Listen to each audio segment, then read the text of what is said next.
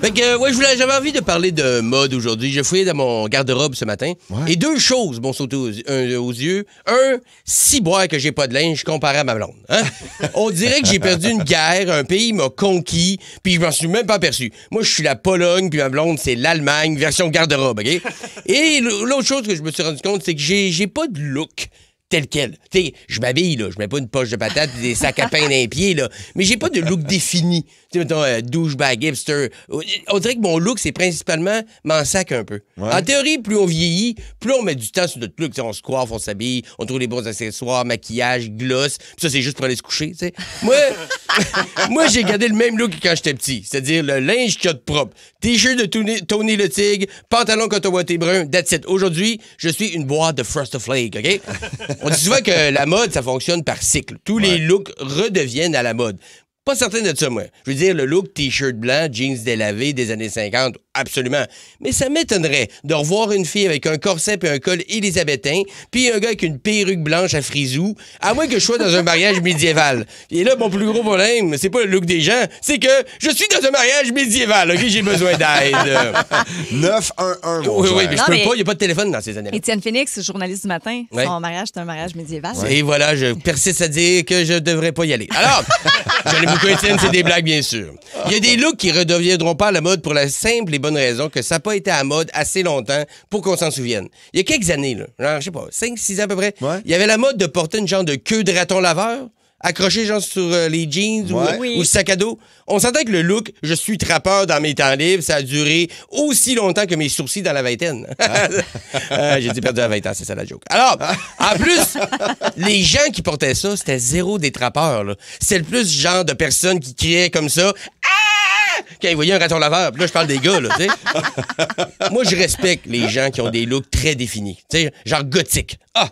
Hey, ça demande une rigueur. Se lever tous les matins puis se dire, ouais, moi, je veux avoir l'air d'Alice Cooper en dépression qui fête son après-balle d'un cimetière. Puis tu fais comme, ça va être comme ça le reste de l'année. Beaucoup de respect pour ça.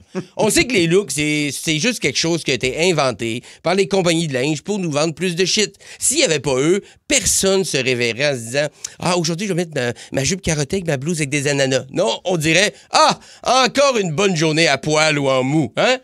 Et moi, dans les deux cas, en même temps, à poil et mou, c'est la même chose dans mon cas. C'est des synonymes. Les looks, c'est souvent influencé par les films, les émissions à la mode. T'sais. Moi, mon bel de secondaire, sûrement toi aussi, qui a le même âge, c'est le film La Matrice qui était très populaire. Hein? Il y avait beaucoup trop de gars avec des chemises vertes fluo et des habits noirs. Puis je peux te dire, quand je regarde ça aujourd'hui, il y avait personne là-dedans qui était l'élu. On est sorti plus vierge de notre balle qu'en sortant. Okay? J'ai tellement d'admiration pour... tu sais, je veux pas de sexisme, mais souvent les dames qui mettent un peu plus de temps et d'enthousiasme dans leur préparation. Vous prenez beaucoup de temps le matin pour vous habiller, vous coiffer. Moi, je suis tellement dernière minute. Puis s'il fallait que je me maquille le matin, là, j'aurais bien l'air de Hubert Lenoir qui s'est fait maquiller par Michael J. Fox. OK? Ça serait... joke de Parkinson.